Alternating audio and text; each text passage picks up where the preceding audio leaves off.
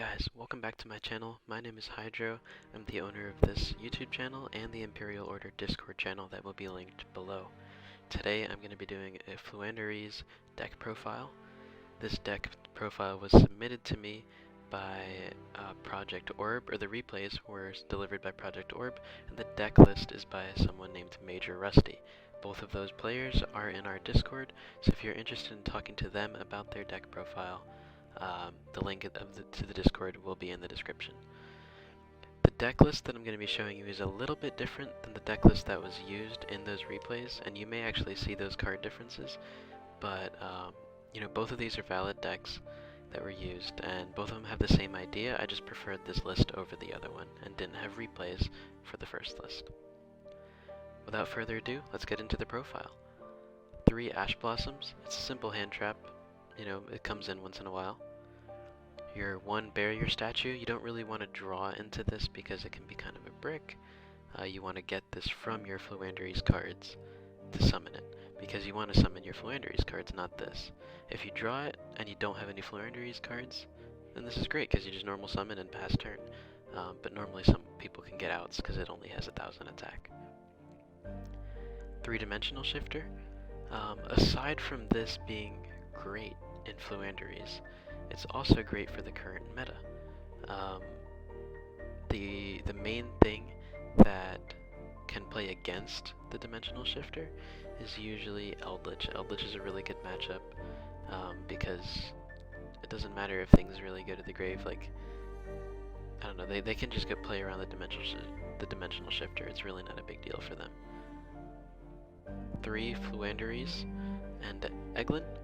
This one, I believe when it's normal summoned, you can add 1 level 7 or higher winged beast monster from your deck to your hand.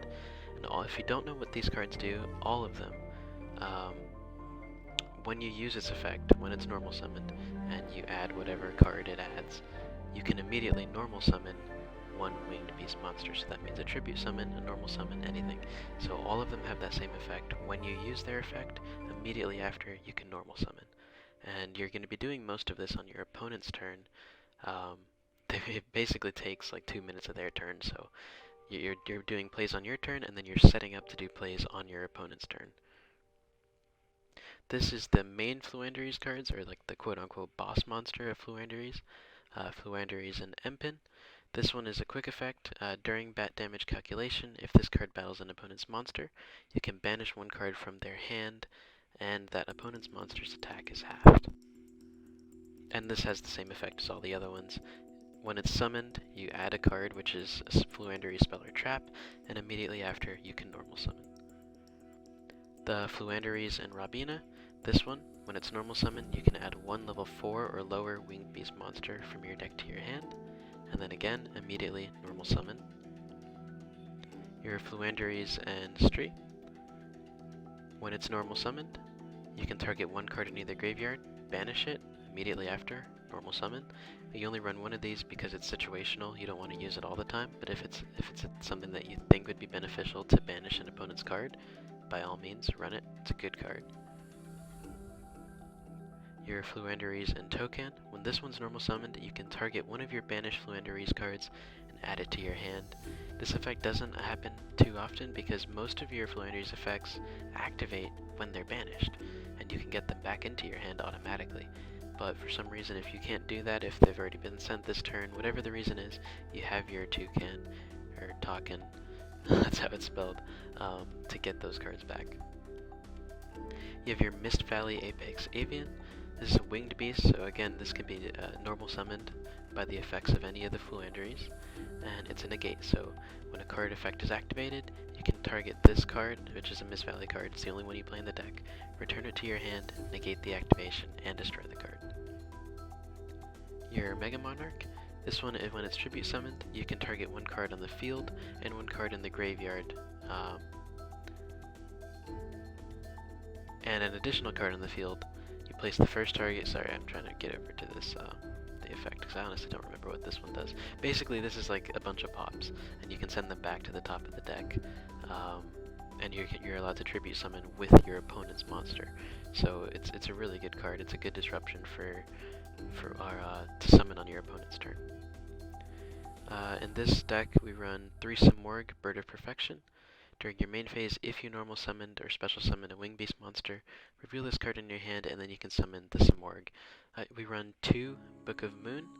Um, this is kind of one of those cards that you can take out if you want to run something else, but Book of Moon's pretty good because it can stop any effect that's activated on the field. If a card needs to be, well, most cards obviously need to be face up to activate their fields, their effects. So you can Book of Moon something to stop it from activating its effect, or stop an attack, or whatever the case may be. It's a great card. When called by, for obvious reasons, great hand trap. It's limited for a reason. 3 Floowandereeze, an Advent of Adventure.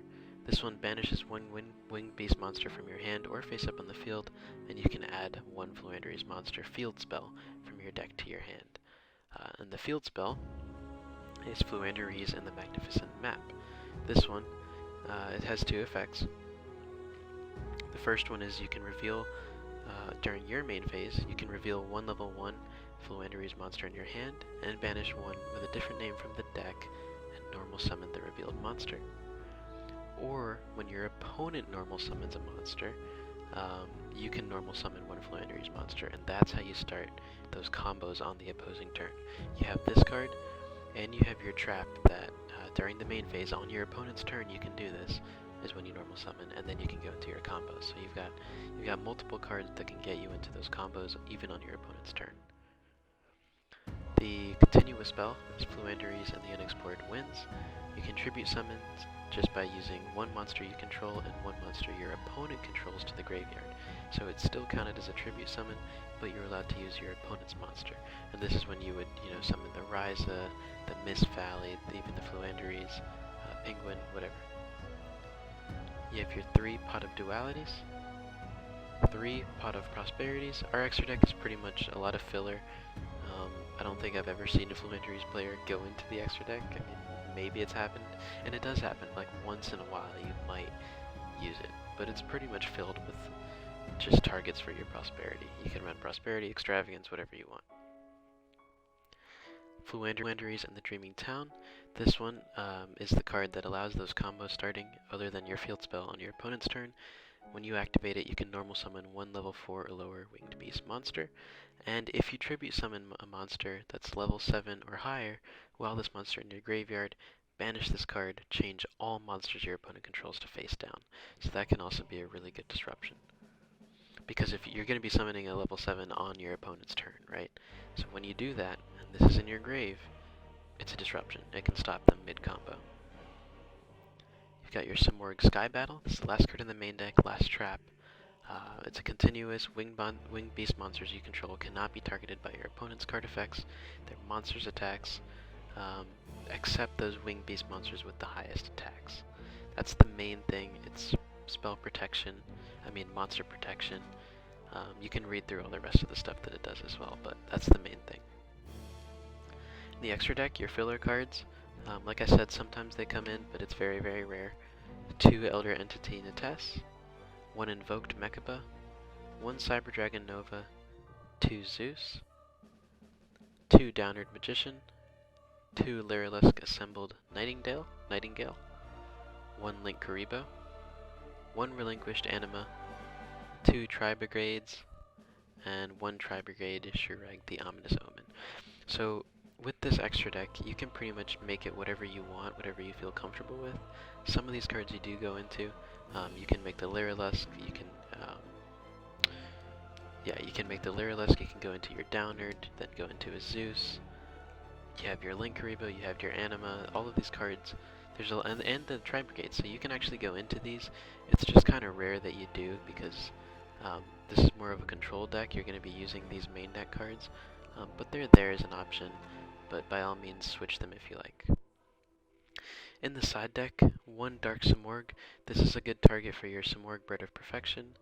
This also works with your Simorgh Sky Battle. It's in there if you want to use it. It prevents your opponent from setting cards, so it's really good against Eldritch. It's good against other decks like that.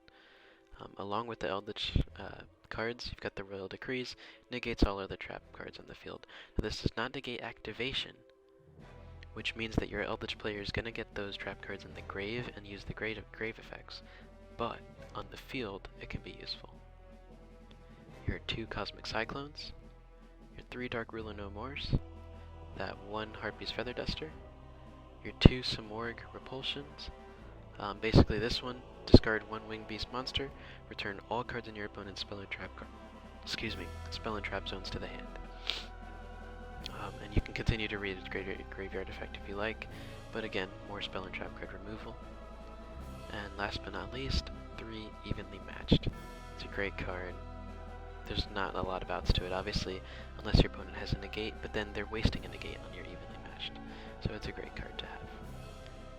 Anyway guys, I know I'm not a huge Floowandereeze player, so I may have gotten some of these functions wrong, but the two players that gave me this list and gave me the replays will be linked in the description if you join the Discord.